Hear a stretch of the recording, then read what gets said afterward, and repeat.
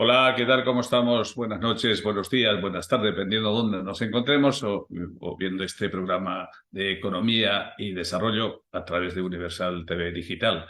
Bueno, pues antes de entrar al tema de hoy, que es una entrevista interesante que tenemos programado, quiero hacer un pequeño repaso acerca de ciertos temas que creo que nos puede interesar conocer, de economía, básicamente. El día lunes 16 de este mes se celebró el Día Mundial de la Alimentación. Esta fecha fue promulgada ya por los años 1979 por las Naciones Unidas, por la FAO más concretamente, y también se conoció el informe o el estado actual de la seguridad alimentaria en el mundo, que se publica habitualmente cada año. Y definitivamente los datos que se revelan en ese documento son desoladores, realmente desoladoras. Se dice que, en un informe, se dice que el hambre en el mundo ha aumentado comparado con, por ejemplo, con el año 2019, porque este informe del año 2023 recoge datos del año 2022. Actualmente, a nivel global, estamos hablando del 9,2% de la población mundial en situación de hambre. Esto, en términos absolutos, representa más o menos 783 millones de seres humanos atravesan el hambre. Eh, Esto es un drama realmente porque vivimos en esto que se llama la crisis alimentaria mundial. De esas tantas crisis de las que se habla, una de las más preocupantes es la crisis alimentaria. ¿Y cómo estamos en el Perú? Las cifras nuestras. Desafortunadamente, las autoridades locales, según el reporte que hace la propia FAO o las personas que han hecho este trabajo de informar anualmente sobre el estado del hambre en el mundo, pues dicen ellos claramente de que no han podido conseguir las cifras actuales o simplemente las autoridades locales no se han dignado de alcanzar los datos. Así textualmente, parece insólito, pero eso es lo que dicen los que han trabajado de este informe. Pero mirando un poco cifras pasadas, se dice al año 2022 en el Perú hay aproximadamente 16.600.000 peruanos en situación de hambre. Estamos hablando prácticamente de más del 50% de peruanos en situación de hambre. Esto me parece terrible, terrible. Y estamos liderando en América Latina como el país con un problema más grande, sobre todo en Sudamérica, ¿no? Es el país con un mayor problema de peruanos, de personas en situación de hambre. Estamos hablando de 16.600.000, según la FAO, en este caso al cierre del año 2022. Lamentablemente, los medios de comunicación que hemos o que tenemos en el país no se ha hecho eco de estos datos, apenas se ha comentado. Debiera ser un tema de debate nacional, debe ser un tema de preocupación general, porque esto tiene una serie de efectos negativos para lo que llamamos el capital humano en nuestro país, ¿no?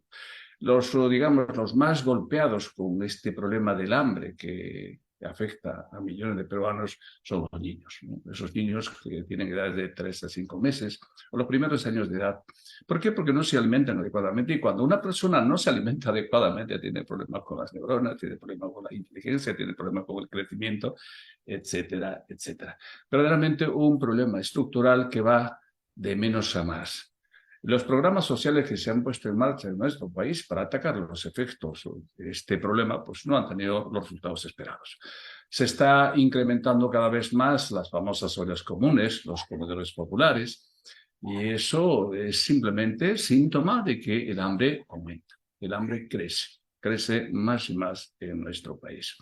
Es el escenario en el que estamos, así que seguramente en un programa futuro hablaremos de esto con más detalle, con más profundidad, porque a mí particularmente me preocupa que haya tantos peruanos que estén en situación que llaman técnicamente inseguridad alimentaria. Es decir, personas que no se alimentan, digamos, 3 veces al día o con los alimentos suficientemente adecuados. En fin, este es el escenario en el que estamos, repito, en nuestro país en materia de alimentación. Un segundo tema que me parece importante comentar. Finalmente, creo que ahora hay consenso en el país, en el Perú, de que estamos en recesión económica. Yo recuerdo haber escrito el año 2022, exactamente entre septiembre septiembre y octubre del año 2022 un artículo que ya avisoraba de que se venía una profunda recesión en nuestra economía. Quien quiera ver, eso está en mi página web, alejandronarváez.com. Allí está escrito ese artículo donde yo señalaba claramente de que las autoridades nuestras, Economía y Finanzas y el Banco Central, se estaban equivocando de manera clara. Ya todas las instituciones reconocen de que estamos atravesando una recesión económica muy profunda. Entre enero y agosto de este año hemos decrecido en menos 0,6%, y eso es grave. Y pareciera ser que en los meses que restan de este año aún iremos a más, aún iremos a más. Nada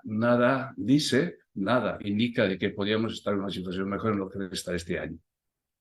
¿Cómo será el año 2024? Pues según los datos que se conoce, ya en algún momento anunciaba el último dato de la OCDE, del Fondo Monetario Internacional, el año que viene va a ser igualmente un año doloroso.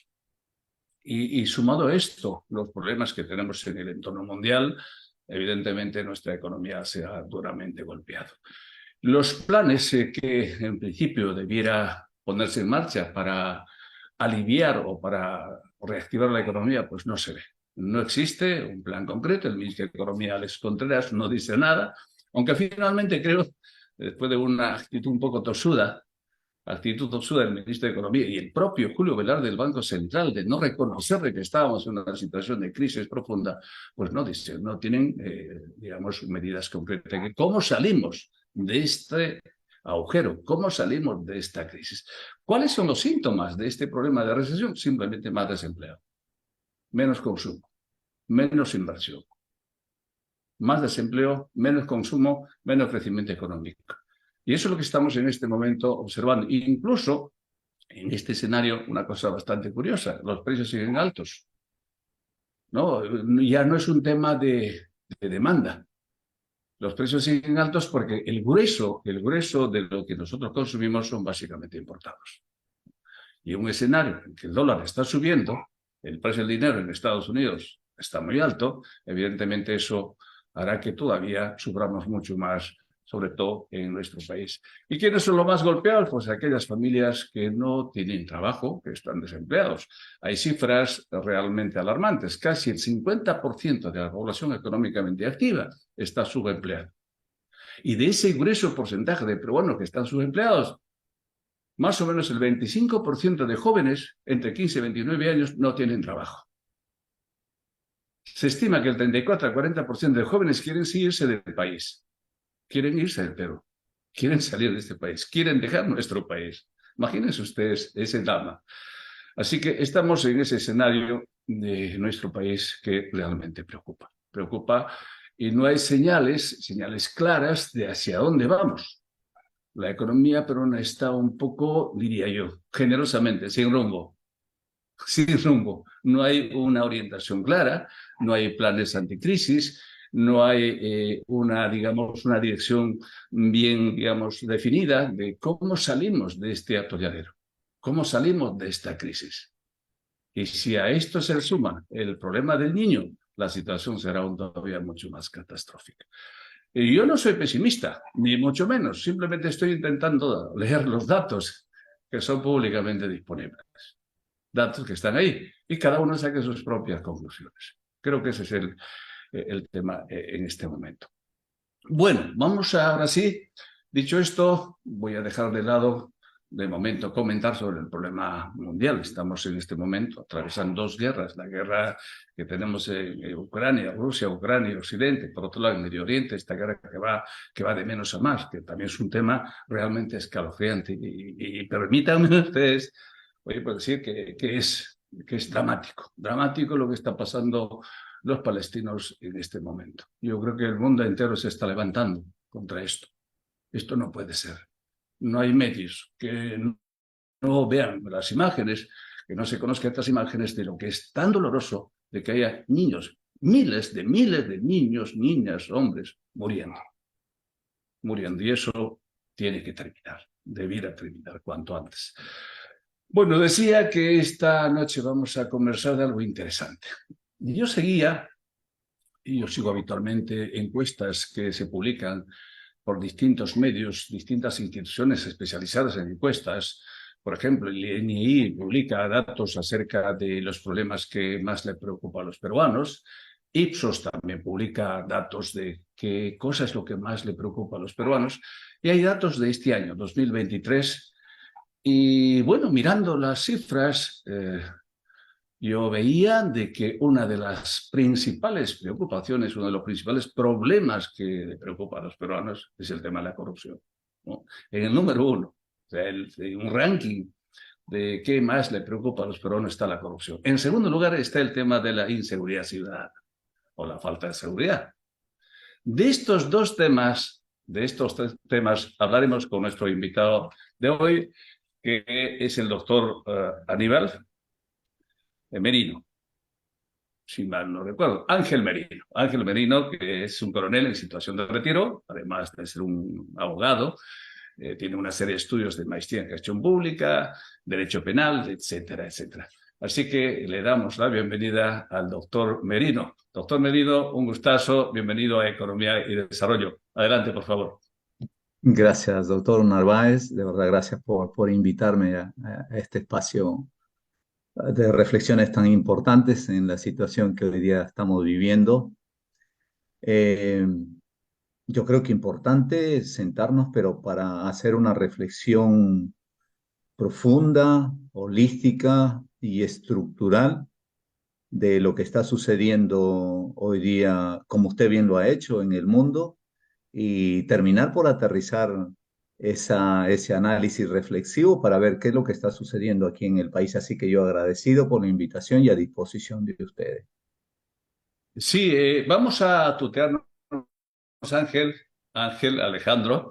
Creo que es así, Sí. una conversación más cómoda, más interesante. Decía yo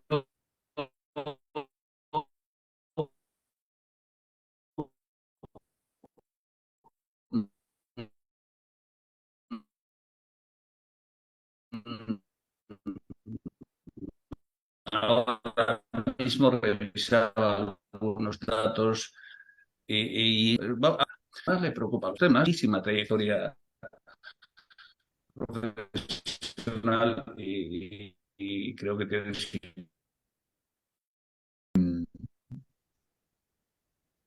Yo quiero de verdad salir de ese análisis facilista que se hace de manera recurrente cuando se analiza un problema en concreto y de manera particular el tema de la seguridad ciudadana o el tema de la corrupción en el país. Finalmente, ambos están muy vinculados. No perdamos de vista que son seres humanos los que como actores principales están involucrados tanto en la corrupción como en la seguridad ciudadana. Y allí, de verdad, hay diversos enfoques que podríamos hacer. Mire, respecto del tema de la seguridad ciudadana, eh, yo he venido leyendo a Amadeus Recasén y Brunet, un especialista, director de la policía, de una de las policías en España en cierto momento, que hacía un análisis muy importante y que mencionaba cuál ha sido el impacto de la globalización en el tema de la seguridad local, a la que le llama la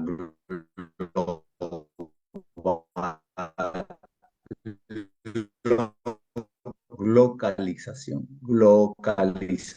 Y por ejemplo, realmente trajo que el Estado frente al cual los ciudadanos comúnmente se relacionaban o se manifestaban, se trastocase totalmente, ¿no? Y el Estado tuvo que responder con ciertas medidas y instituir mecanismos que vayan a responder precisamente a la avalancha de cosas que traía la globalización. Usted sabe, la presencia de mercados, el comercio que se incrementó. No olvidemos que por el marketing que trajo la global, acceso a la información que antes no teníamos y allí, pues, si un ciudadano X antes no sabía lo que era un celular de última generación, hoy día ya la sabía, ya lo sabía, y dado los índices de pobreza que hay en nuestros países, otros países y Juan Pérez tiene un celular de estos, yo ¿por qué no lo puedo tener? Y allí el incremento de los delitos públicos patrimoniales, o sea, el robo de celular y otro tipo, se incrementó de manera sustantiva. Solamente tendríamos que ver datos al respecto. Entonces, el Estado, que es el llamado a instituir políticas públicas que estén realmente asociadas con la seguridad y el bienestar de los ciudadanos, realmente no está respondiendo a las expectativas, ¿no? Más allá, ojo, más allá de que el comportamiento humano sea degradado, y eso yo lo he visto porque he tenido la oportunidad de estar 3 años como jefe de la oficina de Interpol Lima y he podido tener una mirada de la criminalidad mundial, el comportamiento humano se ha violentado a nivel del mundo. O sea, hoy día el valor vida es -1. Antes había un tratamiento distinto. El comportamiento delictivo, pues tenía ciertos límites, hoy día no, usted lo ve. Entonces, está allí esa mirada desde el impacto de la globalización en la población, todos aquellos aspectos que trajo la globalización y su impacto en el ámbito local. Y allí los delitos públicos patrimoniales como una manifestación propia de lo que trajo Yeah. la globalización y otros delitos al respecto. Un escenario que presenta, le digo, el fenómeno de la globalización, pero tenemos al frente el Estado. ¿Y qué hizo el Estado frente a la llegada de la globalización y todo el impacto que ha tenido en nuestras sociedades? Muy poco. Yo traigo a la reflexión, por ejemplo, lo que está sucediendo en el puerto de Chancay. Hoy día se habla de una inversión importante, se habla de un eje se esté pensando en implementar mecanismos de seguridad, ¿no? Y del impacto que va a tener en la dinámica y no solamente de ahí, sino de otros lugares. Entonces, esa es una mirada que hay desde la globalización y desde las políticas que tuvo que instituir el Estado y que no las ha hecho. Claro. Pero hay otra mirada también respecto de la corrupción asociada con la seguridad de los ciudadanos. No olvidemos que hace años se hizo un estudio, por ejemplo, en México, respecto de por qué el ciudadano pagaba o no pagaba los impuestos en México. Y el estudio fue contundente. El ciudadano de a pie decía, yo, ¿por qué voy a pagar mis impuestos si los que gobiernan o los que asumen la gestión del Estado, pues se roban lo que yo voy a pagar como ciudadano comprometido con esa responsabilidad? Entonces, tenemos esa otra mirada, la mirada de la corrupción estatal que Uh-huh. también se ha ido en incremento.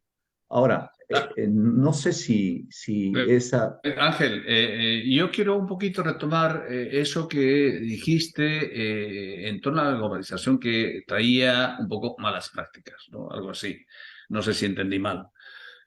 Pero la globalización per se no es mala, ¿no? Porque es un proceso de integración de economía, de cultura, de mercado. Por tanto, no sé si es la causa fundamental, ¿no? Yo creo que podía ser, digamos, un factor, pero no tan relevante, ¿no? Porque las causas de la inseguridad ciudadana, de los problemas de falta de seguridad en el país, había que buscarlo en otros temas, ¿no? Creo que ese es nuestro gran problema, que hacer un diagnóstico certero nos ayudará a dar como el remedio, ¿no? Sí, Entonces, un poco quiero ir por ahí, ¿Qué está pasando en el país? ¿Por qué? Bueno, lo acabas de decir, de que la inseguridad se está incrementando, hay más personas afectadas por el problema de la falta de seguridad, etcétera, etcétera.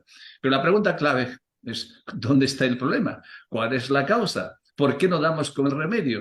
¿O el remedio lo estamos aplicando mal? ¿O el diagnóstico está equivocado? ¿Dónde está el problema de la seguridad en el país? ¿Desde dónde viene? A ver, es que precisamente esta especie de diagnóstico previo que estaba haciendo es para dar respuesta a eso. Y le decía a Alejandro que definitivamente yo no tengo una mirada inmediatista en la solución de la seguridad ciudadana, como he visto que lo hacen de manera recurrente quienes son consultados sobre.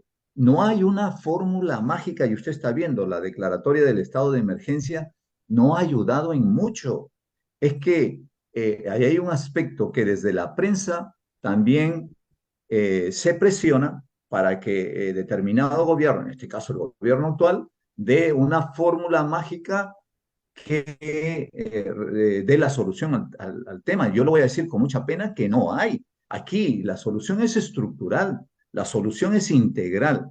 Y ahí tenemos que ver. Ahora, claro que si hay mecanismos de respuesta inmediata que podrían venir desde la policía, pero desde una policía realmente que esté a la altura de las circunstancias en temas de equipamiento logístico, tecnológico, de capacitación, y ahí hay un tema también por Mira, hablar, pero Ángel, no quiero perder de es un vista. tema apasionante esto, Ángel. Yo soy una persona que procuro intentar un poquitín más allá de los remedios. Ángel, se ha dicho en el país que hay que sacar el ejército para combatir, por ejemplo, la delincuencia. Pero yo pregunto y digo, ¿acaso la inseguridad no es digamos, un síntoma de un problema? Para mí la inseguridad es un síntoma, es una consecuencia, es el efecto de algo, de algo. La prostitución, ¿por qué se da? El carterista, porque se expande cada vez más. ¿Dónde está el origen de eso? ¿No será que hay problemas sociales estructurales no resueltos y como consecuencia de eso la gente pues a lo mejor se prostituye, la gente delinque, la gente se convierte en carterista? Seguramente que habrá otras causas, pero para mí no podía estar por ahí. No sé si estará de acuerdo conmigo, Ángel. Oye, pues es un país donde hay 40% de personas que no tienen trabajo seguro. Estamos un tercio de la población peruana en situación de pobreza.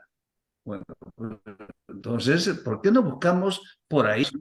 No, definitivamente, Alejandro, yo estoy de acuerdo con usted. Y mire, cuando yo le hablaba de la globalización, no le decía que per se la globalización es la causa del problema. Lo que le decía es que realmente no han habido políticas públicas de bienestar a la población, ¿no? Los índices de pobreza en el Perú se han incrementado y obviamente allí sí ello había generado que frente a la globalización hayan respuestas que habían generado comportamientos delictivos, pero definitivamente no podemos perder de vista que hay causas sociales como la pobreza, el abandono del Estado, que son realmente determinantes en el comportamiento del ser humano. No olvidemos que la misma criminología lo dice, ¿no? El comportamiento del ser humano, y cuando hablamos de seguridad ciudadana, estamos hablando de conductas al margen de la ley, pero esas conductas son resultado de todo. Si podríamos tener un enfoque reactivo, y ahí tendríamos un análisis, ¿ya? Pero hay un enfoque más amplio que tiene que ver con por qué resulta ese comportamiento agresor de la ley del ciudadano. Y hay todo un historial que no está funcionando aquí, pero yo también le digo, se ha venido degradando también en el mundo, y a mí me parece, pero de manera particular aquí, pues hay hambre, hay abandono, la familia como tal se ha ido también degradando, ¿no? Pero frente a ello, me parece que el rol del Estado ha estado muy venido a menos, O sea, ¿no? Ángel, podríamos esta parte un poco concluir diciendo de que no hay políticas de Estado claras, digamos, actuales, rigurosas, reflexionadas para atacar el tema de la inseguridad ciudadana. Ese es un poco la Es conclusión a que la que podemos llegar. definitivamente, mire, usted se da cuenta que Hemos estado marchando sin políticas públicas en materia de seguridad. definitivamente, yo le voy a, le quiero comentar, o sea, pero quería referirme, no olvidemos que el Estado peruano ha salido de gobiernos un tanto anárquicos hace muy poco, pero no es mucho realmente lo que se ha transitado hacia una realidad distinta, ¿no? Esta llamada democracia realmente no sé si realmente es tal, ¿no? Porque no hay, para mí, el bienestar que deberíamos experimentar en términos de la democracia y definitivamente la corrupción allí ha sido un componente eh, que ha tenido mucho impacto en ese devenir del Estado peruano durante estos 40 años o 50 años ya casi de, de, de, de vida democrática. Entonces, ese es un aspecto que sí nos debería llamar a reflexión, pero lo otro es que no hay ya en materia de seguridad ciudadana políticas públicas desde el Estado para hacer la mejor gestión del comportamiento delictivo. Ahora, el comportamiento delictivo no va a verdad. O sea, el comportamiento del individuo es muy diverso y está sujeto a muchos factores. Entonces, va a haber algún comportamiento delictivo, pero eso no significa que el Estado, las políticas públicas necesarias, el control social del individuo en el acatamiento de la ley. Y ahí podríamos citar, por ejemplo, la reforma del sistema de justicia penal en el Perú, ¿no? Bueno, Ángel, yo he estado, voy a compartir un punto de vista, a ver qué opinas tú, Ángel. Yo estuve hace un par de meses atrás en China. Me imagino, no sé si lo conoces, No, no, no, pero valdría la sí. pena tomar nota de esto. Para los chinos, para los chinos, es un país potente. A mucha gente a veces no le gusta hablar de China, pero eso es su Es una problema. A realidad. mí me encanta hablar de todos los países del mundo. Y China es una de las economías más grandes en este momento. Y entonces, para los chinos, para los habitantes chinos, lo que más le importa es la seguridad. Fíjate lo que te digo, es la seguridad. Si, si a un chino le preguntasen, oye, ¿qué es lo que más a ti te importa? Que en el país haya seguridad. Seguridad en el sentido más amplio de la palabra. Seguridad alimentaria, seguridad ciudadana, seguridad jurídica, seguridad para invertir, seguridad por las calles, seguridad en todos los sentidos de la palabra. El más amplio del concepto de seguridad. Si pudiéramos nosotros trasladar esa idea a estos países, pues sería espectacular, ¿no? Fíjate lo que estamos diciendo. O sea, es muy raro que en Pekín, en Shanghái, en las ciudades más importantes, se encuentre uno, pues, gente que coja lo que no es tuyo, que te quite una cartera. De hecho, no ves en las calles un policía con una pistola. No existe. En cambio, en cada esquina aquí tenemos eso, ¿no? Entonces hay experiencias exitosas, buenas, que podían ser tomadas en cuenta. Es por poner un ejemplo, ¿no? ¿Cómo valoran los chinos el tema de la seguridad? Realmente ponen en la lista, en el número uno, el tema de seguridad. Y aquí estamos campeados, aquí estamos realmente envueltos en un problema de inseguridad grave, gravísimo. Si pudiéramos nosotros, Ángel, poner un par de, digamos, ideas clave de cómo atacar la seguridad, cómo atacaríamos la seguridad o la falta de seguridad en el Perú. Mire, Sí, Alejandro, podría. sin olvidarnos de las causas que hemos hablado, no nos podemos olvidar de las causas que generan un comportamiento al margen de la ley. Podemos decir que ya el Estado como tal, o quienes gestionan el Estado, tienen la obligación de articular políticas públicas para generar condiciones de seguridad en los ciudadanos. Pero Claro. mire, aquí hay una mirada bastante errática de lo que es esa tarea ¿qué pasa? Frente a un modelo reactivo de Estado, frente a un modelo reactivo, hemos puesto a la policía como el cuco, ¿no? Como quien tiene que solucionar el problema de la seguridad de los ciudadanos. Y yo le voy a decir con mucha pena que no es así, sin desconocer que la policía es uno de los actores principales en el tema, sí, pero el problema de la seguridad ciudadana, como todos los problemas que hemos citado, son estructurales e integrales y allí le digo, hay, por ejemplo, el sistema de seguridad ciudadana en donde hay 20 actores comprometidos. O sea, está el Ministerio Público, está el Poder Judicial, está el Ministerio de Trabajo, está la policía, está la Fiscalía. ¿Por qué? Porque, mire usted, si hablamos de prevención, en la prevención están los alcaldes. Yo veo que a veces los alcaldes salen a pedir que la policía, y se están olvidando que ellos son los jefes de los consejos de seguridad ciudadana en sus lugares, ¿no? Entonces, ¿por qué? Porque cuando hablamos de seguridad ciudadana tenemos que ver que, por ejemplo, si la calle está iluminada, si los parques están realmente bien iluminados, el comportamiento cambia, hay una influencia en el comportamiento del individuo, ¿no? ¿Qué es lo Totalmente. que no se ve? ¿No? Pero definitivamente la policía juega un papel importante en el rol preventivo también del comportamiento ciudadano. Y ahí hay un tema, que nosotros nos hemos quedado en la época de la carreta. ¿Por qué? Porque, como usted bien ha citado China, ¿no? Yo fui director de Asuntos Internacionales en la policía y de verdad que sí he podido tener la mirada de muchas realidades y como jefe Interpol también. Allí tenemos que compulsar, por ejemplo, el bien jurídico libertad con el bien jurídico seguridad. Y China respondió por el bien jurídico seguridad. Entonces, ha implementado como mecanismo de seguridad, por ejemplo, ahí usted ve, usted ingresa China y ya está registrado y la cámara de seguridad a donde usted vaya lo va a identificar.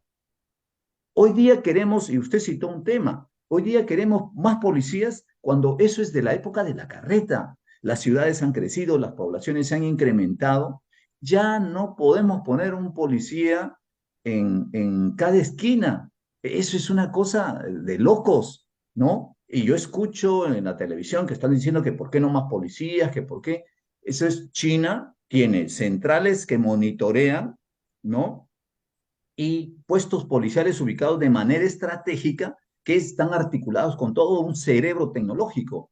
Mire, eso lo tiene Ecuador, lo tiene Chile, lo tiene Bolivia, ¿no? El Perú no tiene eso. No Bueno, tenemos, o sea, bueno, ahora por vamos eso yo ya, le digo, etcétera, etcétera, Ángel, etcétera. Pero hay una cosa ¿cuál es tu opinión, perdón, Ángel? Esto que antes de pasar a la pausa, acabo de escuchar unas declaraciones de uno de los ministros de Estado, decía de que hay que darle 30 años de cárcel a un chico que roba un celular. ¿Qué te parece esta idea? ¿qué es populismo? Es populismo. ¿Por Increíble. qué? Porque ya cuando hablemos de lo que es la persecución del delito y el rol de la policía ahí, yo le voy a explicar que de verdad es populismo puro eso, porque y tendríamos otro problema para el Estado. O sea, y esa es la solución. O soluciones facilistas, populistas a los que nos tienen acostumbrados, porque no quieren hacer el trabajo que tienen que hacer, porque no quieren poner a trabajar el cerebro, yo digo. Y de verdad que hay realidades que nosotros podríamos traer e implementar aquí en el Perú, ¿no? Excelente, excelente. Ángel, pasaremos una pequeña pausa. En la segunda tanda hablaremos sobre corrupción, ¿no? Este es Muy otro bien. endémico y tenemos algunos datos que la vamos a compartir para que a ver qué podemos hacer sobre este flagelo. Bueno, pues hacemos una pausa y volvemos en unos segundos.